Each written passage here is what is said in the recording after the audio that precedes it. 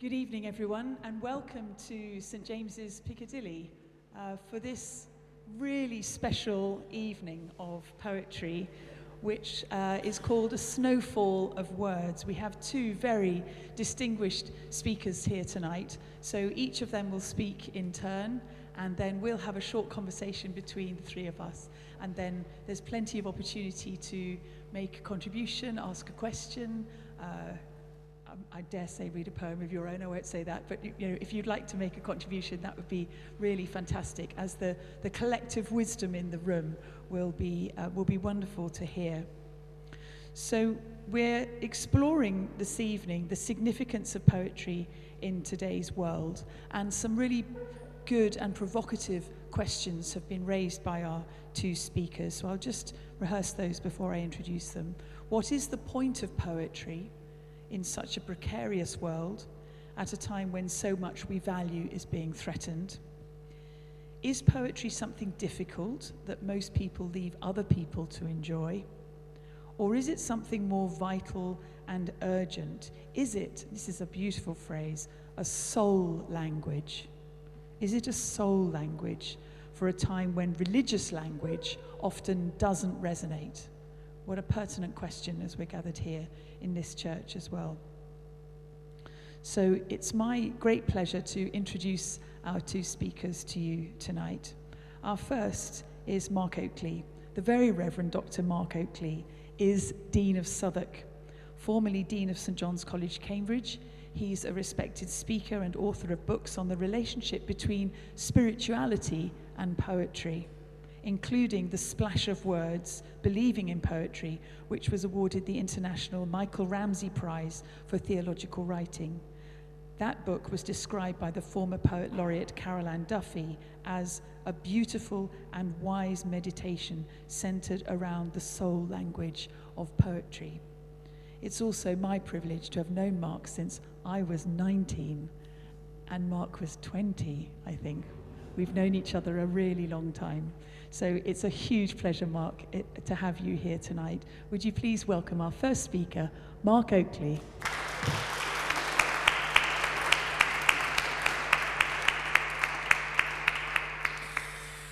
Thank you, Lucy, very much. Were you trying to make the point that I'm older than you? Yes, I thought you were.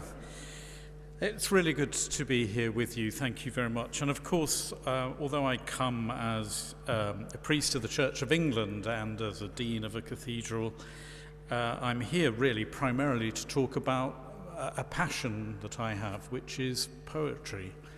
It is connected, I believe, with what I do as my day job. But poetry is really my passion, which is why I write about it. People in the church often think we're good with language because, we have the authorized version, we have the Book of Common Prayer, and people get rather sort of proud that the church is good at language, and it isn't always. I once, when I was a bishop's chaplain, went up to the north of the diocese, and there was a big church on a high street, and it had one of these ghastly fluorescent green posters trying to entice shoppers into the church, and it simply said, "Tired of sin?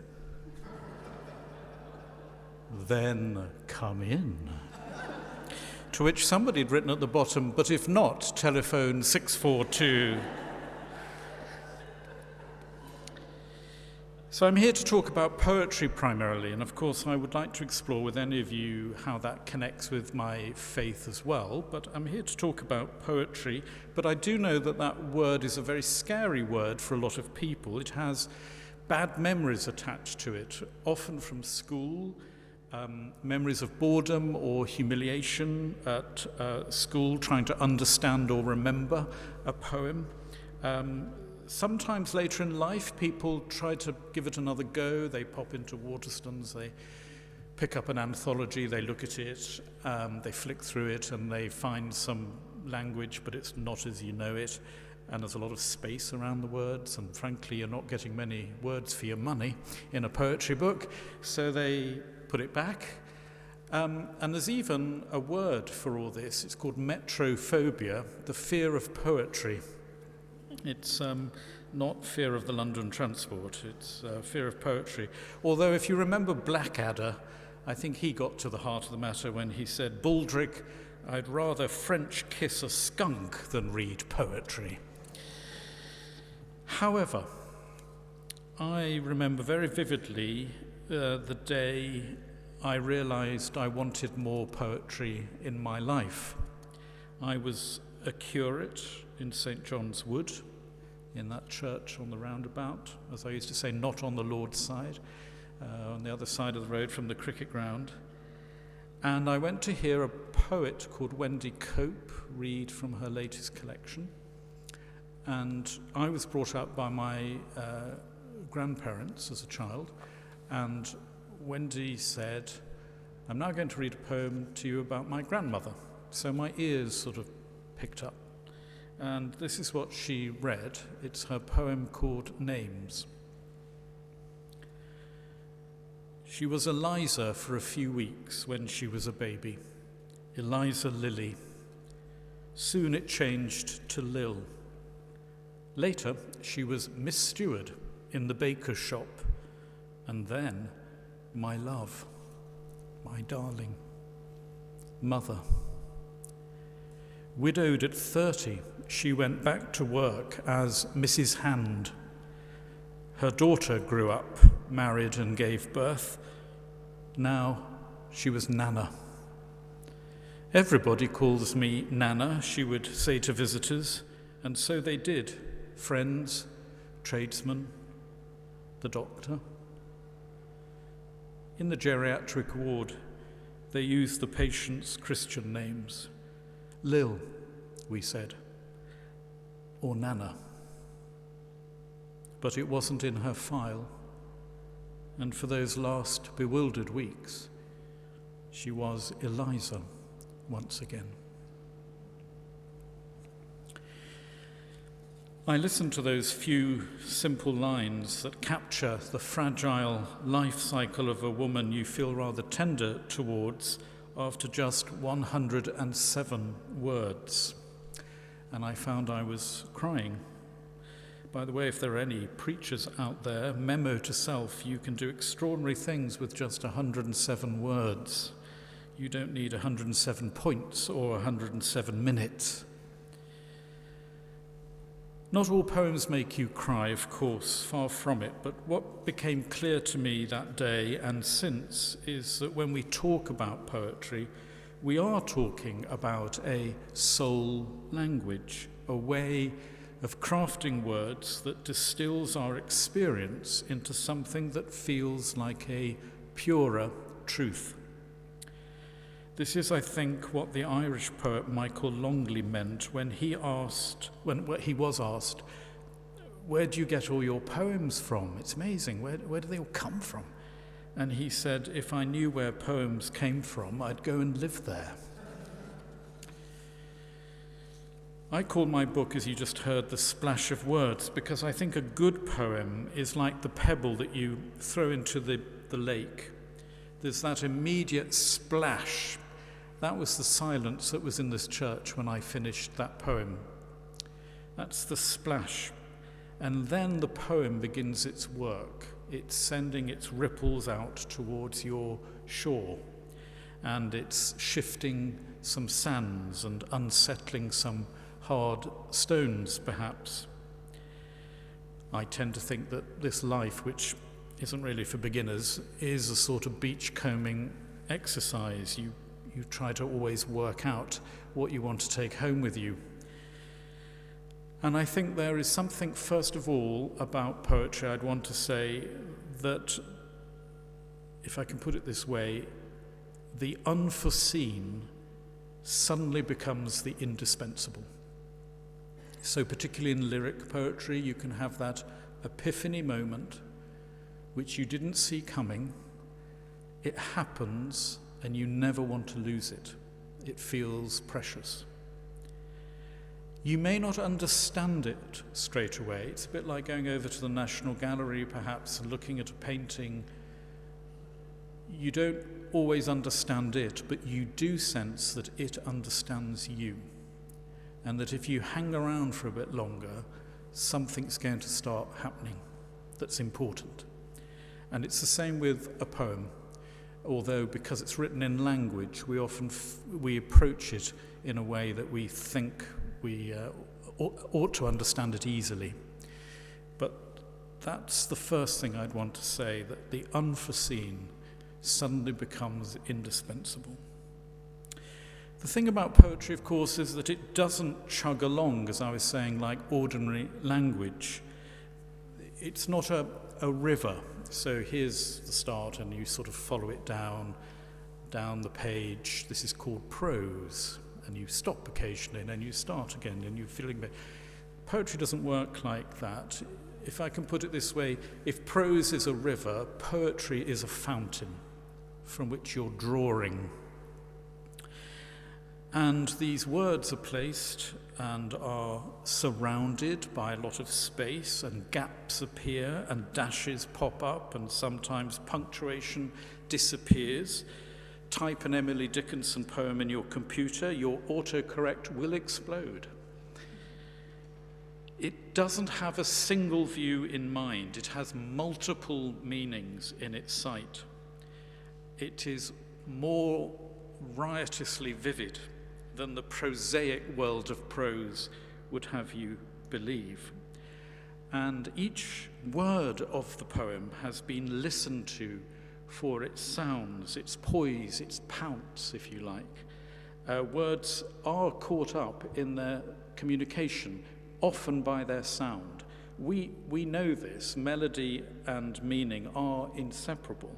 So, I don't know, if you were late coming here and you suddenly said to your other half, hurry up, you hear the words, hurry up, or slow down, meaning, we know this, that meaning and melody are caught up, but also, more than that, you have a rhythm going on in your body, well, I hope you do, right now, sitting there. It's going ti-tum, ti-tum, ti-tum. If you want to be posh, you call this an iamb, a short, long. If you take one breath, ti-tum, ti-tum, ti-tum, ti-tum, ti-tum. You have 5. So you have 5 of these ti-tums of your heart in one long breath. This is called an iambic pentameter, and it is, of course, the classic English language poetry line, shall I compare thee to a summer's day? And so it is a bodily thing as well. Often we don't realize this, but there is something to the rhythm of the words which is resonating not only with our minds and our emotions, but also, I think, bodily. So it's not a quick read, poetry. It is, we often hear about creative writing courses. This is creative reading. There's no quick clarity. There's no seductive, easy answer. There's no one meaning that you go excavating. And this, I think, is the main frustration people have often with poems. What's the meaning? So if I go and give a talk, people often say, but what does it mean?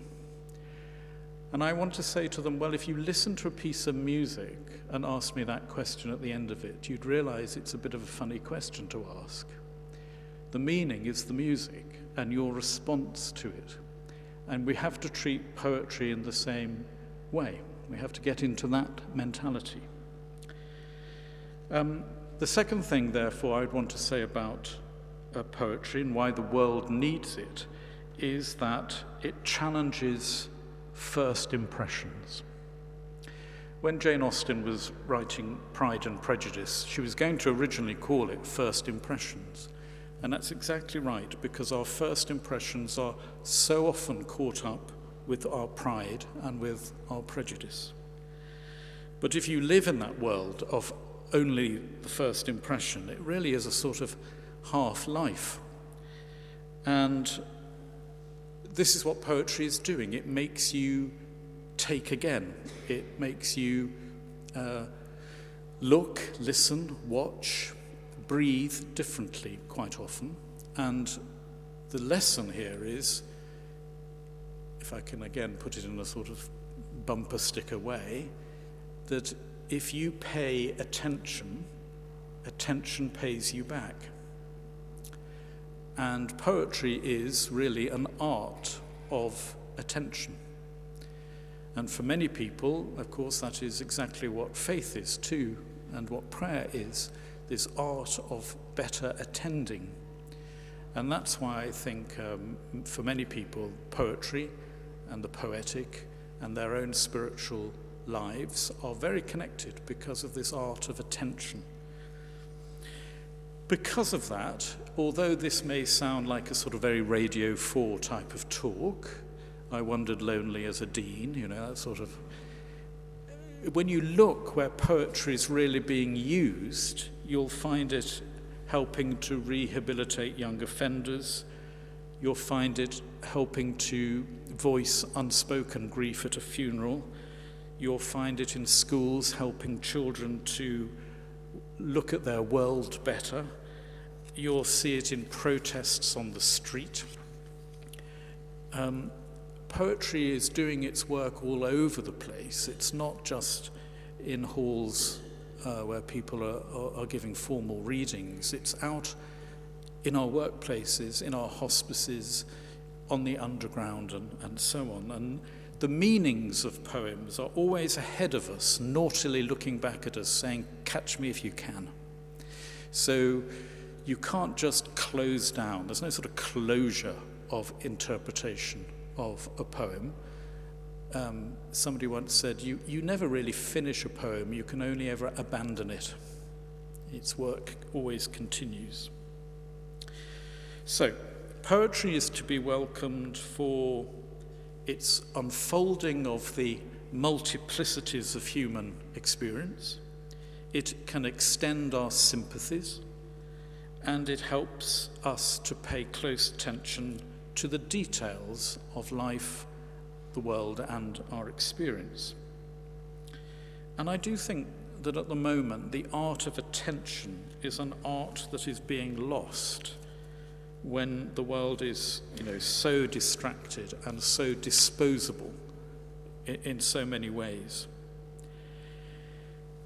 The other thing I think that needs to be said about poetry at the moment is that, in so many ways, this is a world where a lot of what we thought we knew was secure is dismantling.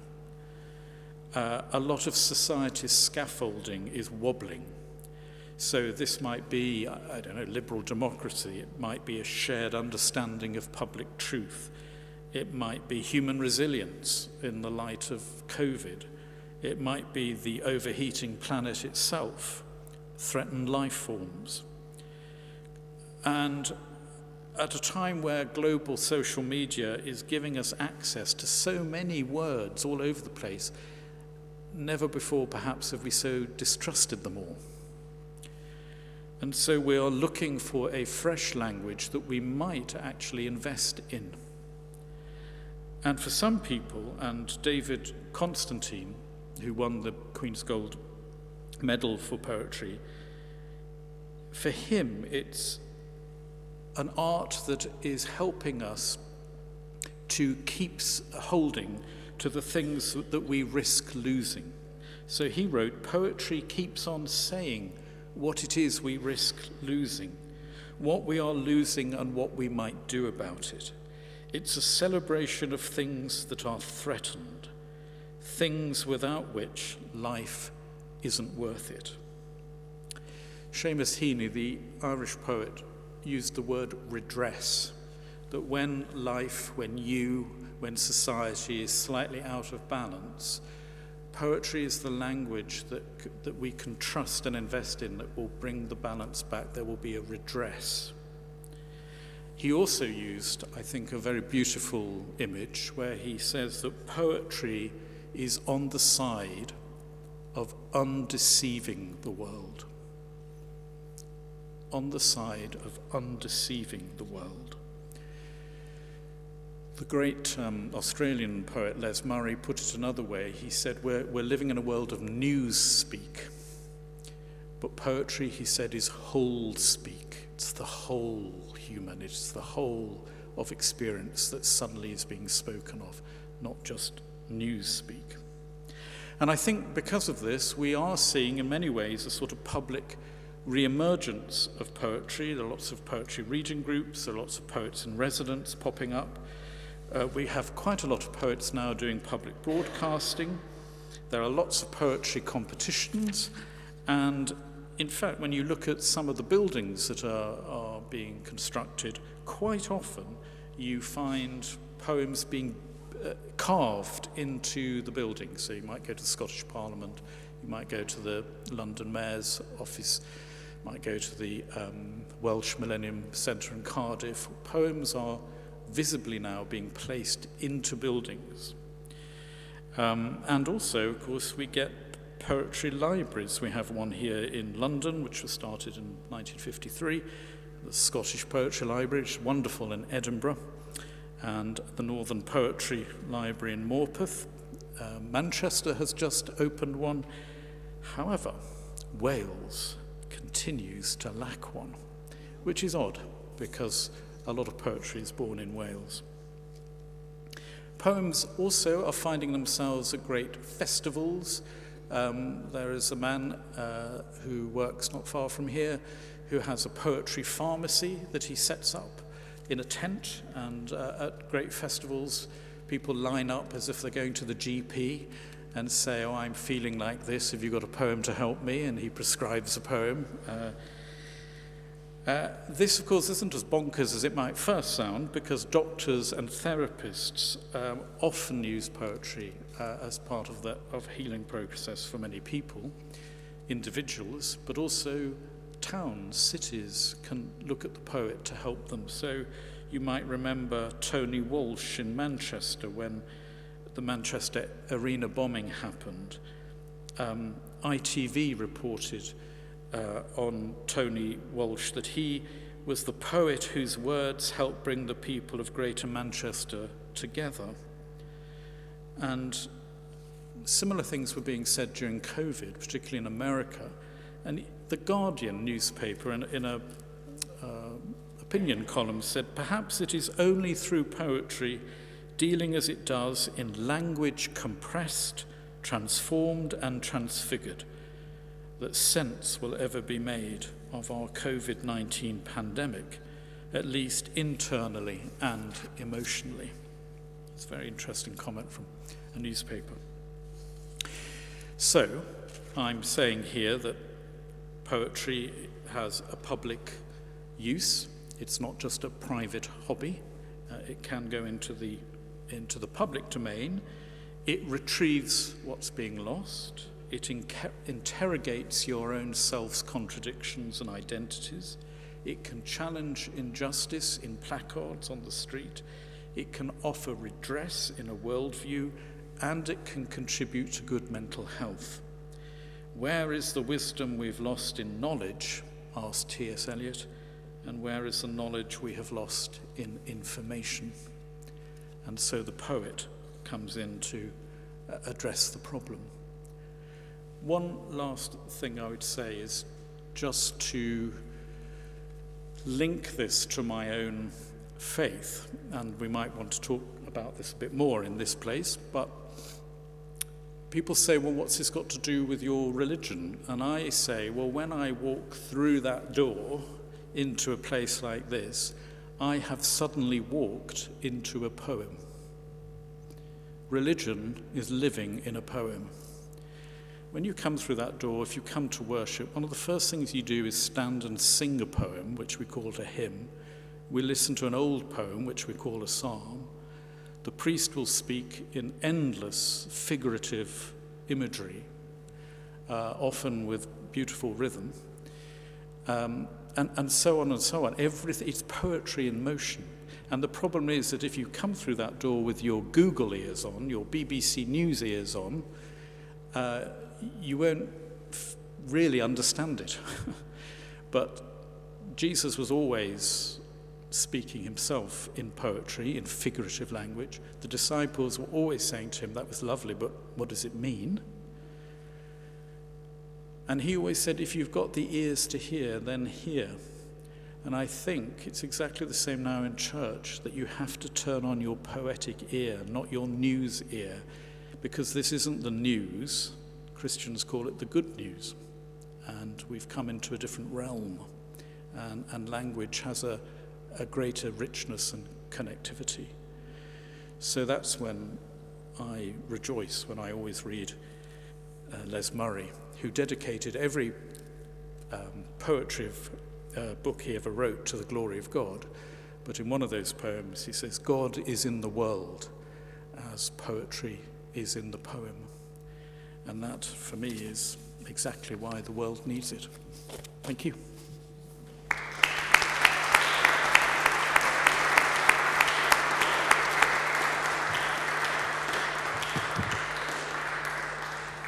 Thank you so much, Mark. Our next speaker is Diane. Diane Pacitti's recent poems seek to deepen our vision of reality through a precise response to the natural world. Collaborating with a scientist and an artist, that's Deborah and Sarah here at St James's, she writes for Earth Justice projects at St James's, Piccadilly. After gaining the Bronte Poetry Prize, she produced the collection Dark Angelic Mills during a poetry residency in Bradford. And Guantanamo, a publication produced with her artist husband Antonio Pacitti, was praised by Harold Pinter. And we're so delighted to have Diane as part of our congregation here at St James. Diane, you are a huge gift to this whole community. Please welcome for her talk, Diane Pacitti.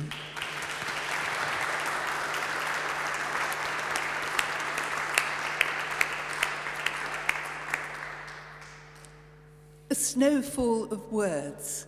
That was Mark's wonderful phrase, and I'm going to work with it to suggest how snow can suggest various qualities of poetry.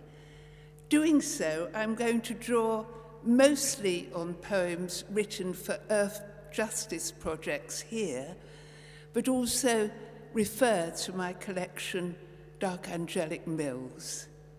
So, snow. Well, snow itself is caught between ice and water, liquid and solid, between opposites. It's in a state of flux.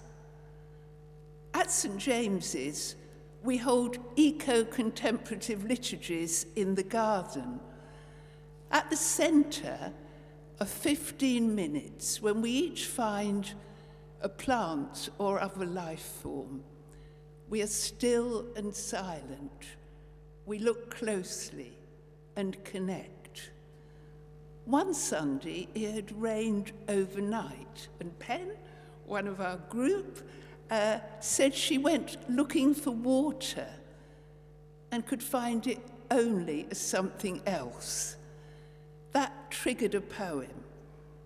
I thought about the many forms rainwater could take in that garden. For instance, thrusting upward through shoots, green creeping in mould, slumming it low and dark in a drain like a black hole, teasing us as will-o'-wisp light. I go on. There is one puddle fancying itself a street artist as it pulls the sky down beneath my feet to paint the clouds across a paving stone. It seems that this heavy-duty substance, this life sustainer, drops into the garden to play. You will gather, I felt that Pen's words spoke of much more than a March shower. Any version of reality, and I would include religious interpretations, any version which ignores the dynamism of life, its playful shape-shifting, its powerful transformations, is bound to be flat and pompous. I've got a Les Murray quote too. He said, God is the poetry caught in any religion, caught, not imprisoned. The language of a good poem refuses to be imprisoned, despite all the efforts of teachers and examiners to fix it with grades. the language of poetry is in a state of flux. Like snow, if you grasp it too hard, it just trickles through your fingers. Which brings me to our Aftermath project. In 1940, German incendiary bombs dropped on this church, destroying the nave. I wrote 2 poems about this. The first is heavy with human labor and grief, clogged with consonants and heavy mud. But then, 42 species of plants we call weeds made their way to the wrecked nave, mostly airborne. So where you were sitting, there was willow, dandelions, rosebay willow herb, a totally different congregation. In fact, as I argue in one poem, a creation altar, quite independent of any human worship. Here is a video of the coming of the seeds using my poem, and it's made by artist Sarah Mark, with whom it's been an absolute joy to work on 3 St. James's projects.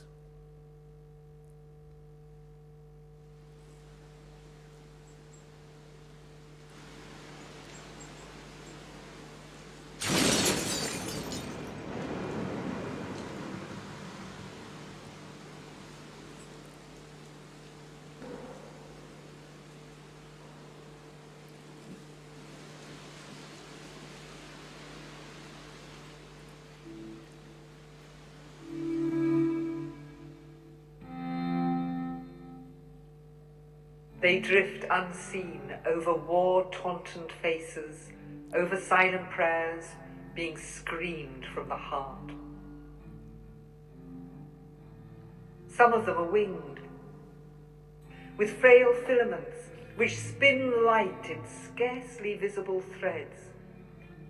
Such a reckless, trusting act of the parent plant, which surrendered to air its speck-sized lives, whose survival depends on immersion in dark earth. Yet they are given up to the gusts and fitfulness of wind. See how they veer over concrete, brick, and slate. Each breath of wind is toying with multiple crashing deaths.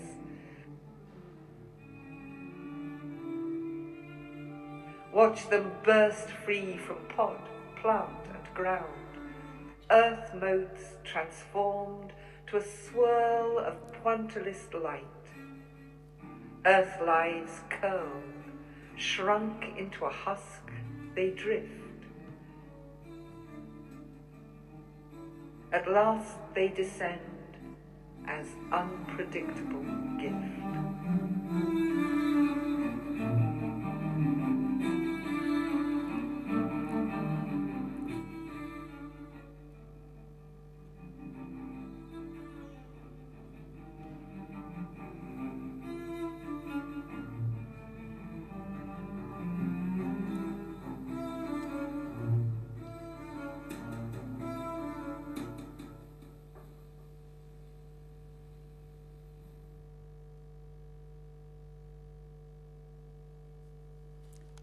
The seeds are not just blown in, they are blown up by the microscope, which, in the words of William Blake, baptized at this font, science enables us to see a world in a grain of sand.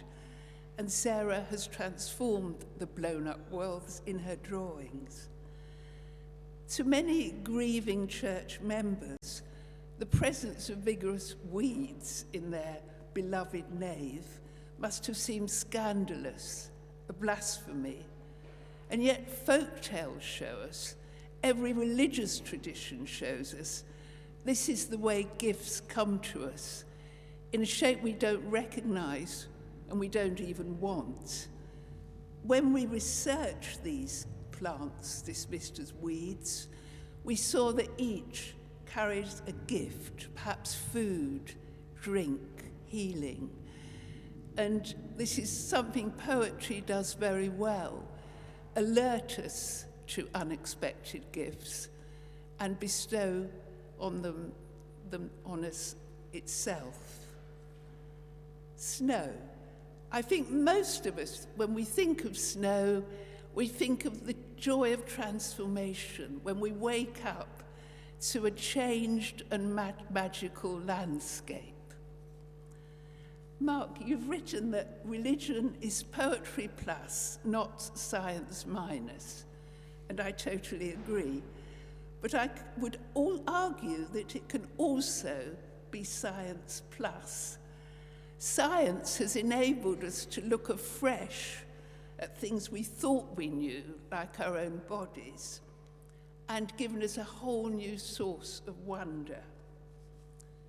My next poem is called Love Song. It's spoken by one person to another, and I deliberately don't gender it, but I hope it is also a love song to the earth and the cosmos and the processes that have created us. You and I have made journeys so mysterious we don't even remember that we swam as embryos in two amniotic seas, each bearing slits which grow into gills in our fish cousins. But even stranger, we are the sea. You and I are tributary and pool of the water womb out of which the earth emerged. That sea flows still, round and around your body.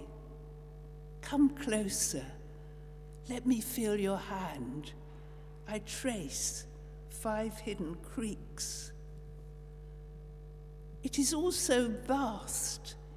It escapes into infinity, and yet is brought so close.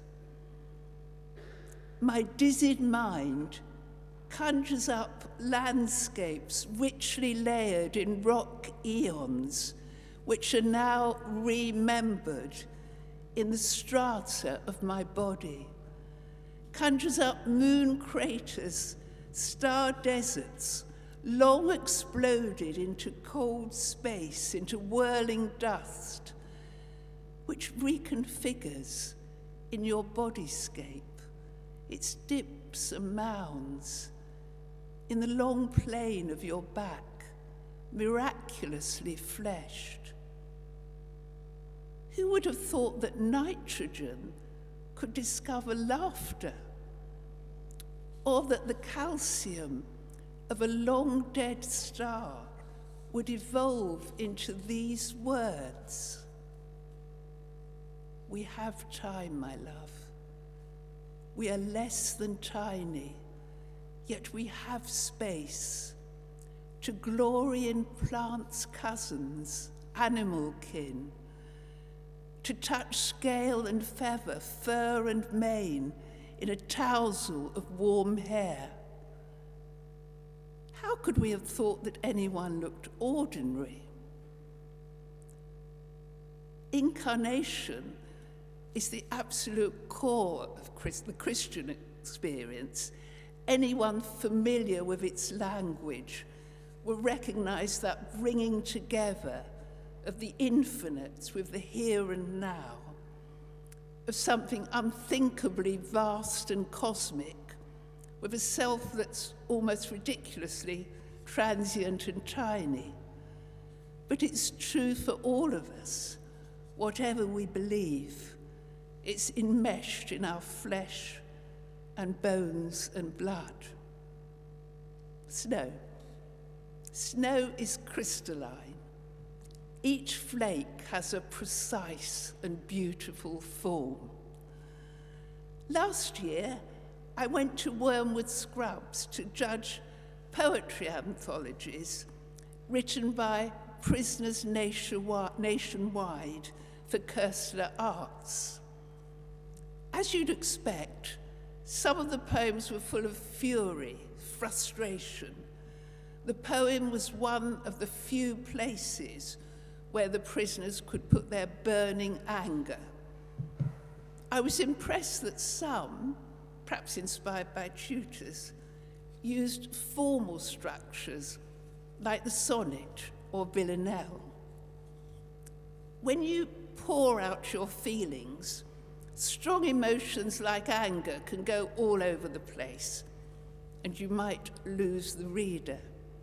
But if you concentrate that anger in a precise form, you have a devastating weapon indeed.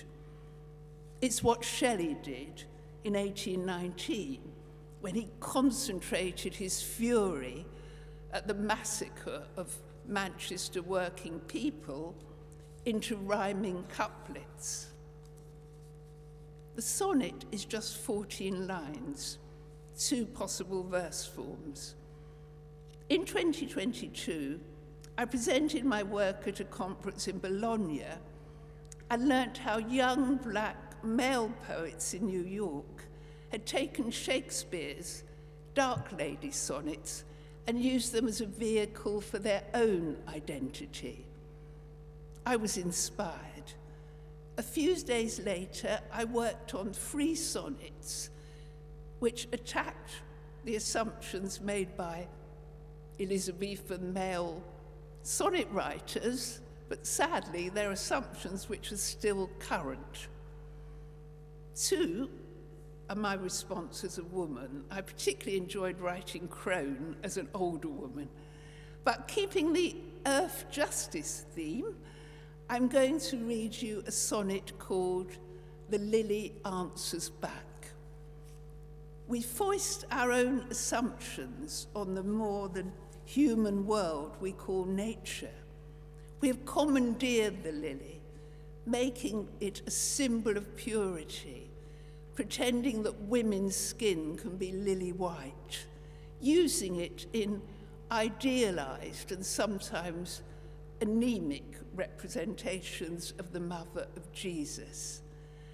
And this also carries the toxic assumption that whiteness is virtue, purity, which is why a sonnet about a white flower ends with labouring slaves. The last line is important. One of Shakespeare's sonnets talks about the corruption of virtue and reputation and ends with the startling line, "Lilies that fester smell far worse than weeds." Festering lilies? Putrid whiteness? Here is the poem. Your mistress' skin is nothing like the dazzle of this petal. And how dare you thieve me as the symbol of your frail, bleached virgin? How is she like my bee-hugging sheath, my gold pistol rampant? I am lure and rapture exciter. I am drugging scent and pollen dust which clings and stains. I am root, stalk, leaf, an energy upward tugging which droops, turns back to earth. And what are you? A myth of separateness, snow mask of virtue, a pretense you made yourself, the sickly bloom of white rule, fed on the putrid soil of slave toil. And don't you forget, lilies that fester smell far worse than sweat. Back to snow. In a snowfall, roads are obliterated and we have to make new ones, which is something poetry does rather well. In life, it can be liberating or painful. I was poet in residence in Bradford Cathedral during its centenary. Bradford had been immensely rich, the wool capital of the world in the Victorian era, when Christianity was dominant, sometimes imperialistic. The granting of cathedral status to a church that had been on that site since Saxon times was a recognition of Bradford's industrial clout. That's one story about it. But the economic downturn and the arrival of workers from the Indian subcontinent, mostly Muslim, forced both the city and the cathedral along new and sometimes difficult road. They had to imagine new stories and inhabit them. This is the first poem, the video of the first poem in my Bradford collection.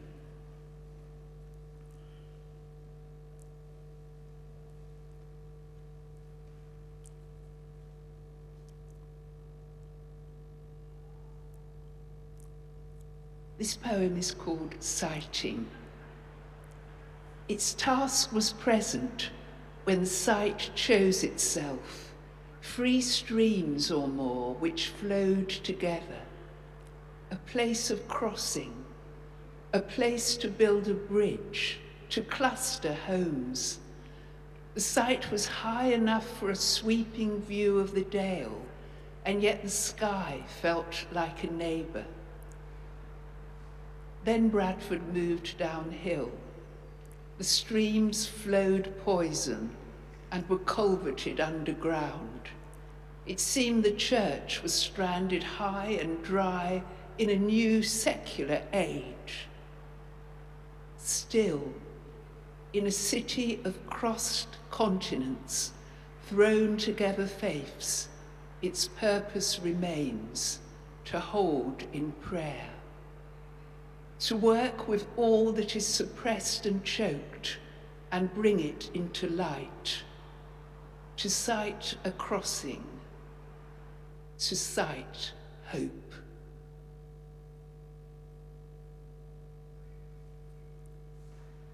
My collection, which has a foreword by Rowan Williams, presents Bradford through many different perspectives.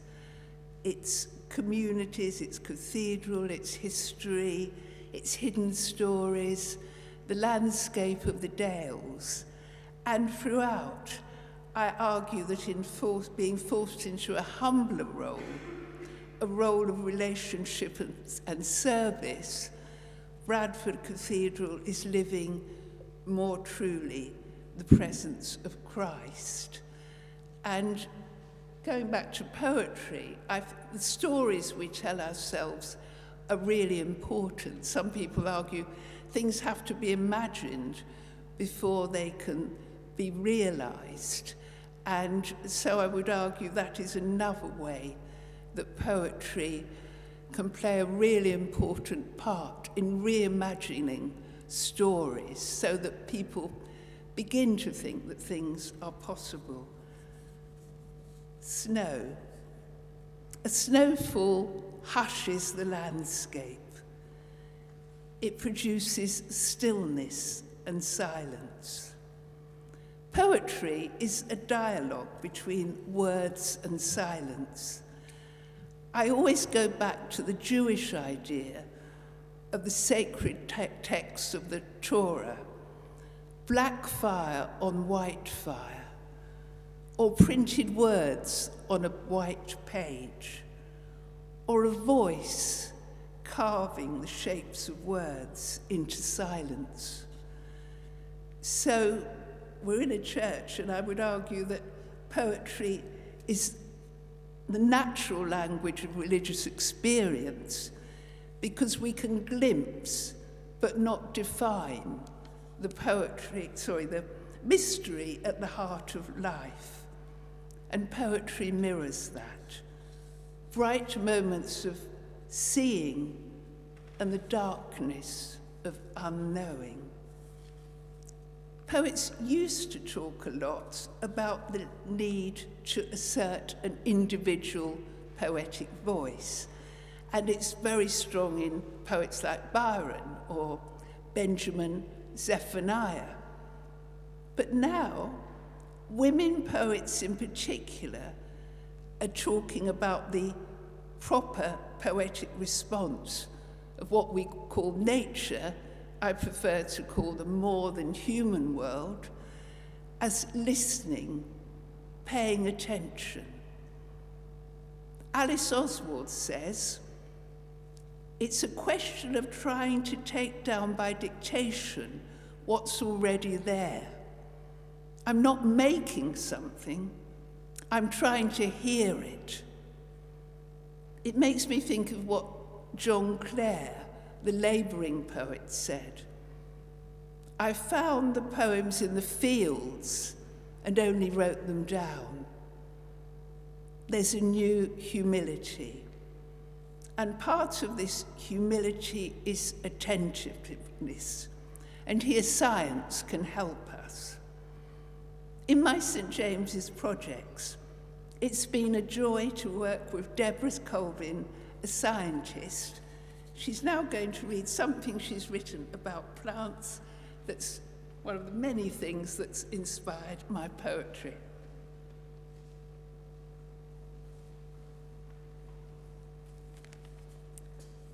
Thank you, Diane, a very trustworthy person around science. So it's spring, and you may have noticed, particularly this time of year, early morning droplets of water on the tips of grass blades. This isn't dew settling from the outside. This is something that the plant produces itself. During the day, the sun-seeking shoot tip rapidly generates auxin, which flows throughout the plant, switching genes on and off and triggering cell growth. Yes, it's true, plants are also hormonally driven. The whole plant is drawn upwards into new being, pulled against the immense force of gravity by the light. At night, when the sun is turned off, the green parts rest, but the subterranean engine of root pressure swings into action. Water moves silently from soil into root, causing expansion of root cells. Because the walls of these cells are rigid, lignified, they push back, forcing a pulse of water into the stem. Then relax and repeat. Titum, titum.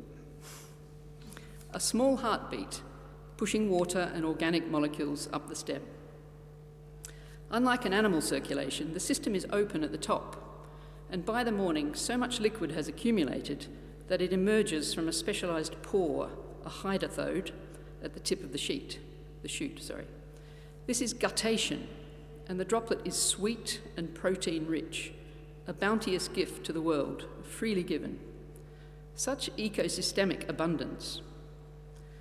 The size of the root pressure driving this process upwards is around 0.6 megapascals, or the equivalent of 6 Earth atmospheres, pushing upwards through a single, flexible, slender stem.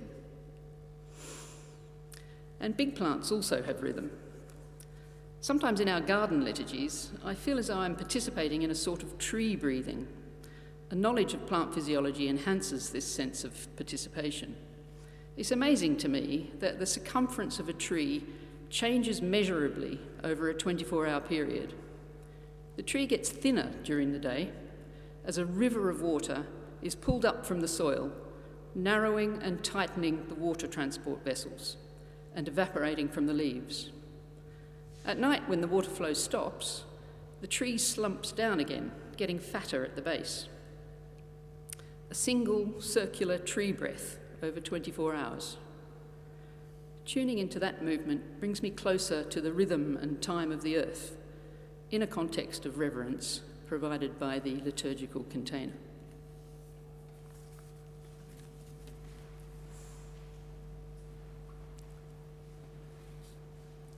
When I work with Deborah, I think of what the poet Kathleen Jamie has said about the need for precise seeing. Isn't that a kind of prayer? The care and maintenance of the web of our noticing, of paying heed. You will see how I've taken up a bit of the plant science I've learned from Deborah in my final poem, On the Other Side of Silence. I've said how words and silence feed off each other, but paradoxically, poetry could also use words to take us into silence, so that we glimpse things our eyes can't see, hear things our ears can't hear. We begin to attune to a new frequency. The title is taken from a famous reflection George Eliot makes in Middlemarch.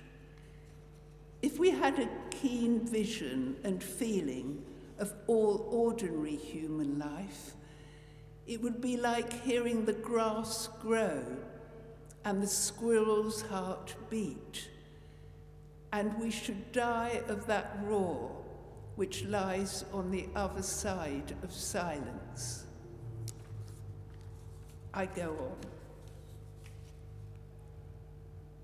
It is worth taking that risk to walk blindfold on the other side of silence, to almost sense the creak of stiff sepals, the velvet petal friction as a bud opens to light. It is worth risking all our words to reattune ourselves to the frequency of these not even sounds, to discern the husky pop of a seed explosion, to eavesdrop on the noiseless expelling of oxygen from a plant, or the dark push of fungal threads through earth. Even if you stumble where your ear cannot reach, even if this creating, busying silence strikes us, the garrulous, mute, accept that risk as you trace the night travel of water up a plant stalk, as you register the push of the root's rigid cells, contract, relax, a tiny throb. Yes, if we could hear the energy all around us, manufacturing food, oxygen, all that we need for our survival, we might indeed die of shame, even without hearing the stress screams of trees being killed by drought. Or perhaps we might die of baffled awe as we lose ourselves in this more than human silence.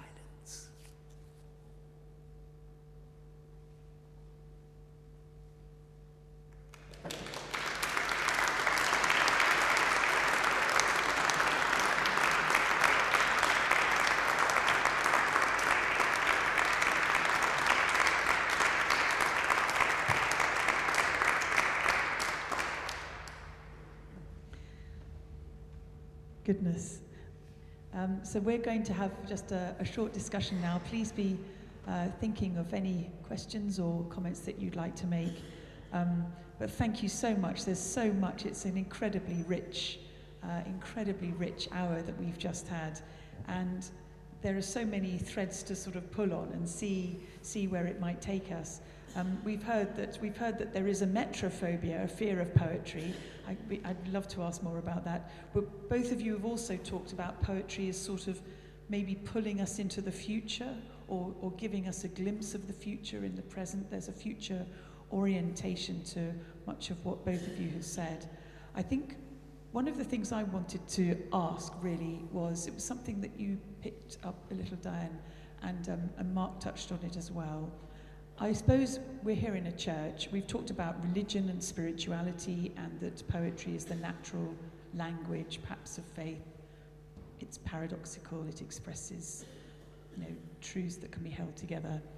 I'm wondering a little bit about the morality of poetry and whether poetry can express immorality or difficult things in a helpful way for us as human beings.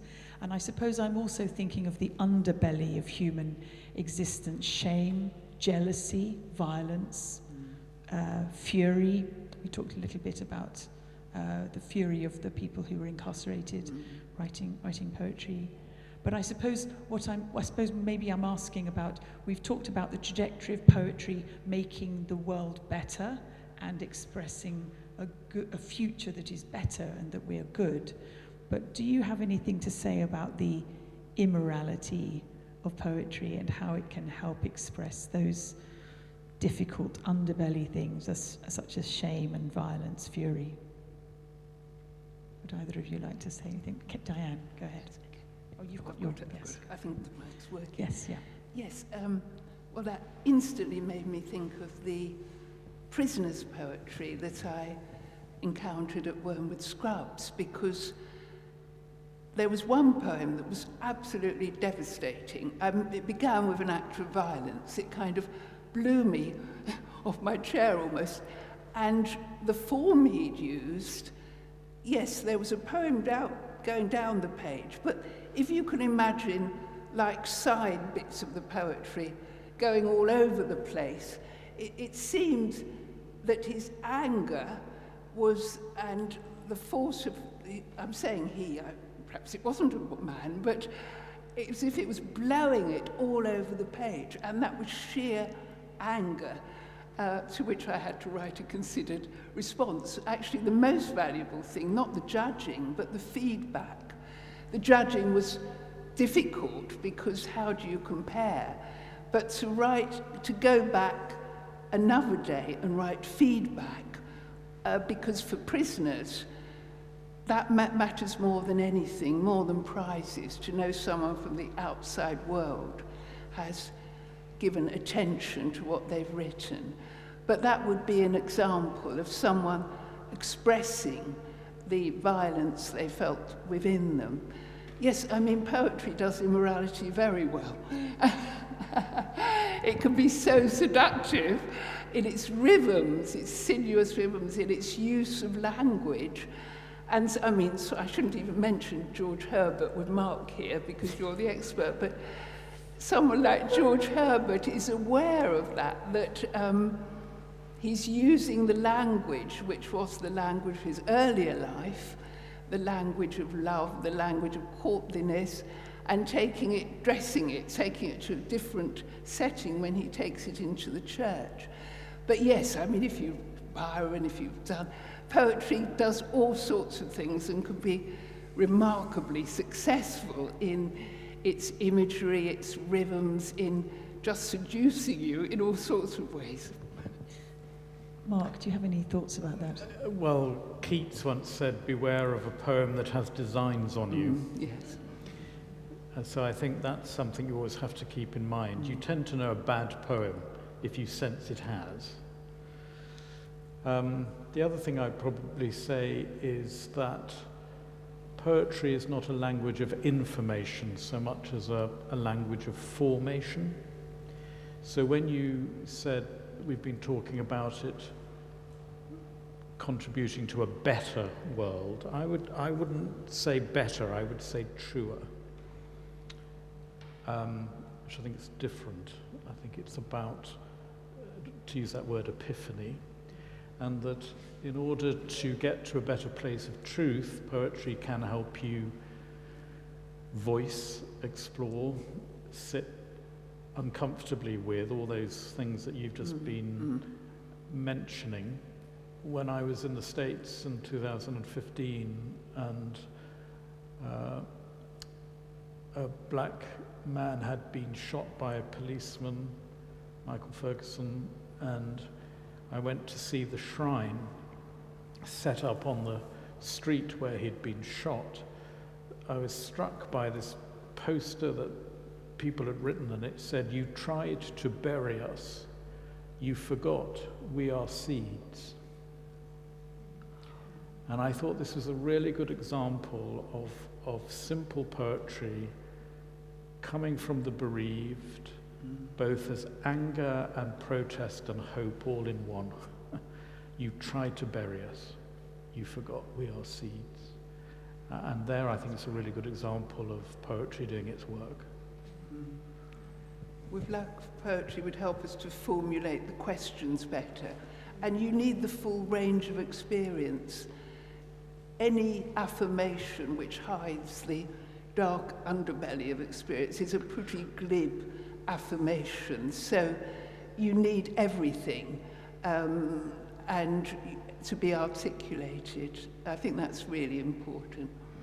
And both of you, rather briefly but tangentially, were quite critical of the way poetry is taught when you're young. I mean, Mark, you had a sort of boredom and humiliation thing going on there, and Diane, you certainly said, you know, if you're taught to sort of atomize a poem, take it apart, and then got marks and all that kind of thing. Can you say a little bit about poetry in schools, or how you think we could?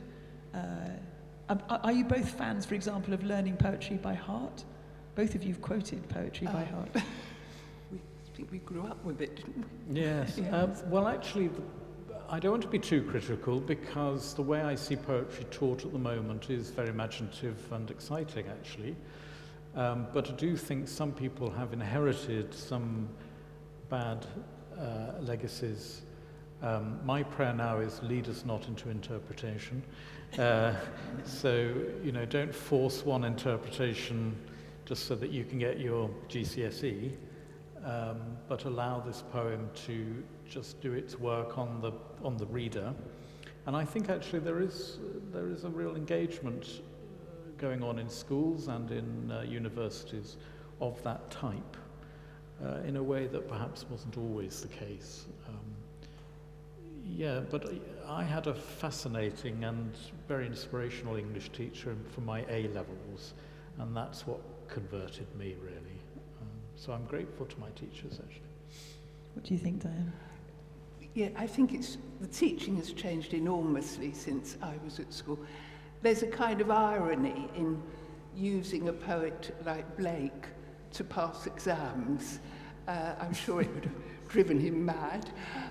And some poets would lend themselves more to that, but there's some poets to whom it just seems wrong. But on the other hand, if they're taught in schools and it's part of a syllabus, and it's shown what people learn in school becomes part of them. They always remember it throughout their life. That's why I'm actually not sorry to have learnt poetry when I was young.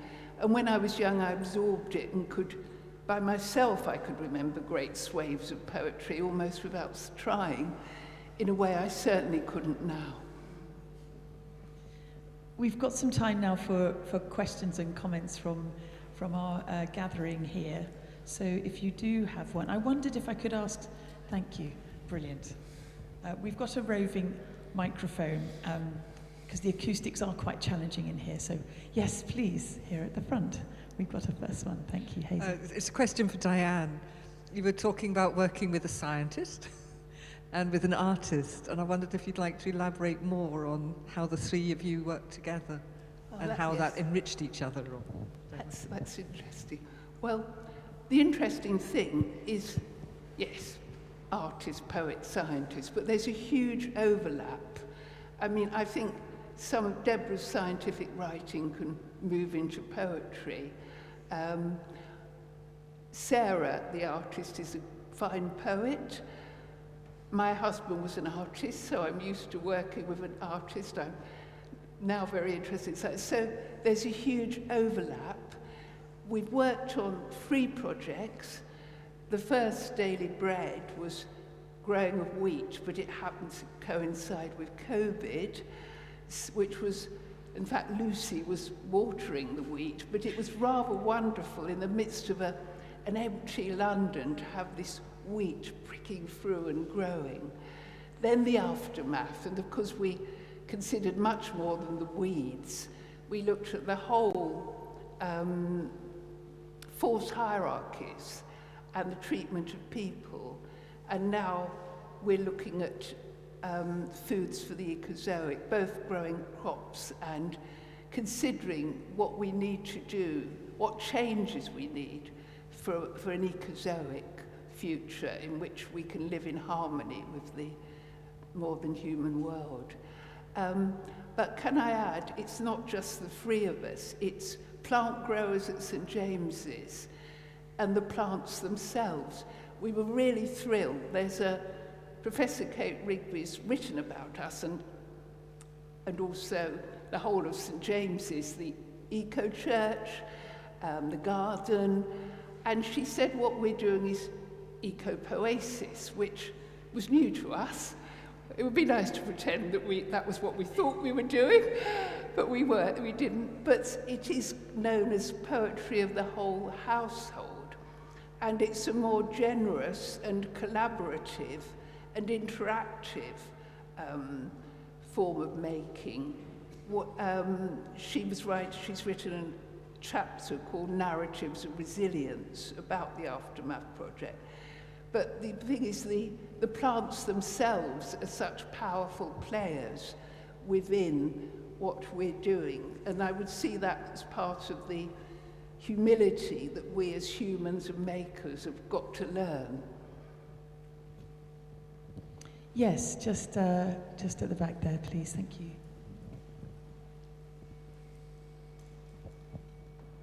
Thank you. We often talk about if you can see it, you can be it. And both of you have spoken in different ways about the prophetic imagining that poetry can bring, and through that a route to hope. Perhaps you might like to expand on that a little.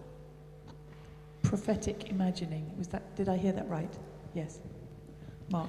Well, it's true, and you think about certain prophets. I don't know, think of Martin Luther King Jr., who never once in his life said, "I have a nightmare." He had a dream, and he invited people to live in that dream and to translate it, into a promised land of who we might yet become. And I think it's true that if you look at, certainly in my own religious tradition, the prophets tend to have a poetic voice in their protest, because I think poetry is also about possibility. And it is about, as I was saying, forming, and it's about human becoming. There is something about a poem that can spot the hard full stops in a life or in a society and help turn them into commas. And that's the power of the word.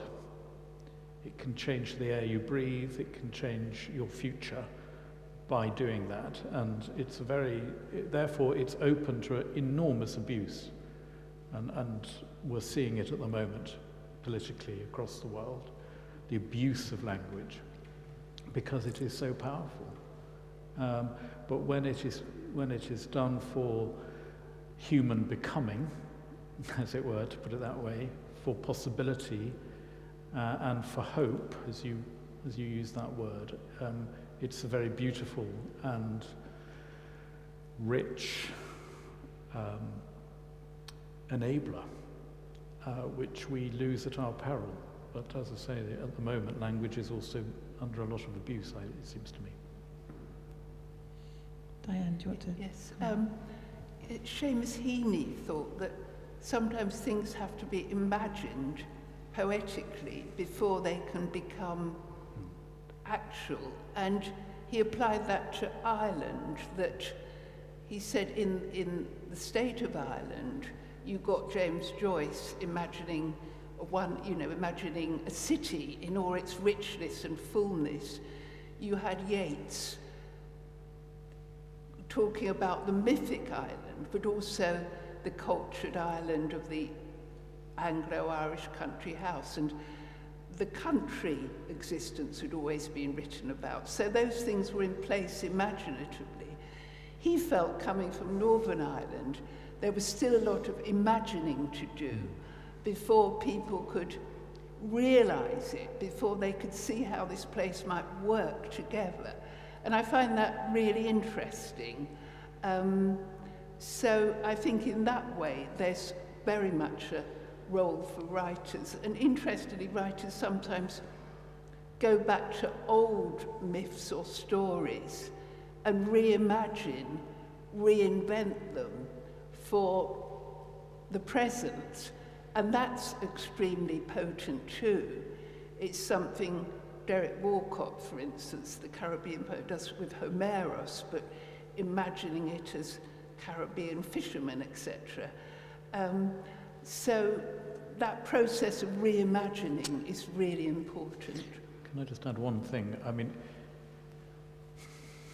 again, forgive me the way I'm putting it, but there is something about the prophet and the imagination that is saying, if you want to live your dreams, you've first got to wake up. And to wake up, you need rupture, you need difficulty. That's why difficulty is an important part of poetry. It's not something to be shunned, because we only change through it. And that wake-up call of the prophet uses the imagination to rupture your status quo. And in the religious, it's to put the odd back into God. You know?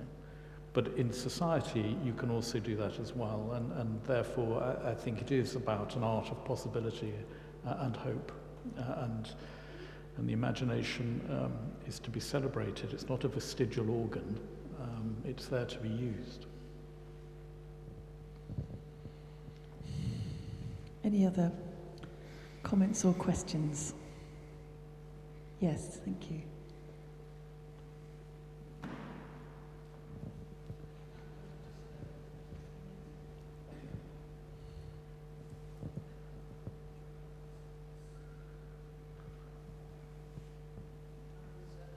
Reflecting on Lucy's question about how you express difficult emotions through a poem, and I was thinking of a poem by Diane Smith, who is an American queer, non-binary, HIV positive, and the title of the poem is Waiting for You to Die So I Can Be Myself. It's really powerful, worth seeing online.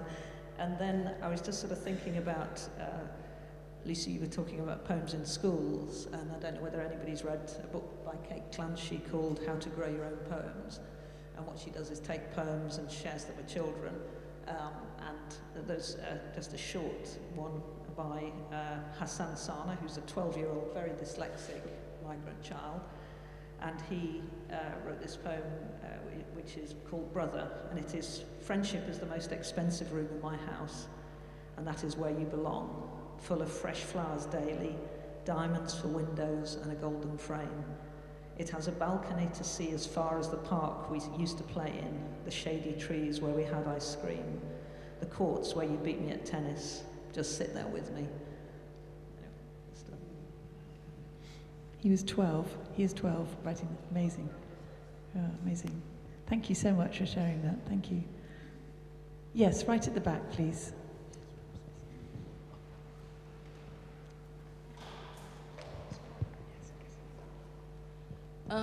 Thank you for the talks. It was very uplifting. Basically, I just want to say, in the way of history, our brain is billions of years old. And for progress to be progressed, we have gone into the logic as opposed to the narrative.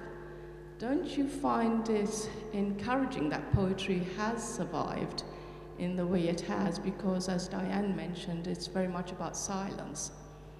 And for me, silence is about faith, which is not logical. So it's really about, you know, if you're looking at the natural world, I think with COVID, people were refreshed that they could actually hear the birds again. And the birds are a very good lesson in poetry. You know, the whole natural world is about poetry. So don't you feel encouraged that with all the technology,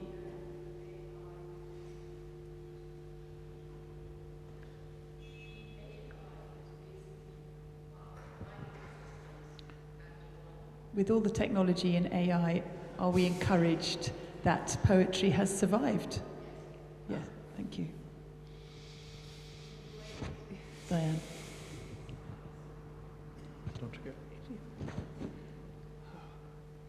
Yes, I mean... Maybe just yes. I don't know. Yes, we're immensely encouraged. It's a bit worrying to think of, because AIs are writing poems, but I tell myself they can't really be so individual. They can't. They're going to be some awful pattern, like that Lucy read us a sermon that was pretty awful, that was AI, and said, "Don't say it's better than mine," and that would be my reaction. Yes, it is very encouraging. Yeah, I mean, R.S. Thomas, who's one of my favourite poets, who's a priest and a poet, died in 2000, who Seamus Heaney called the Clint Eastwood of the spirit, swinging open the doors and taking God on. He often uses the word the machine in his poems to describe what the poet is always battling against. And as long as there will always be the destructive, the mechanical, and I don't just mean literally, but those things which would uniform us, belittle us, make us invisible, hide us, oppress us. As long as there are all those things, poetry will survive because it will resist it, always.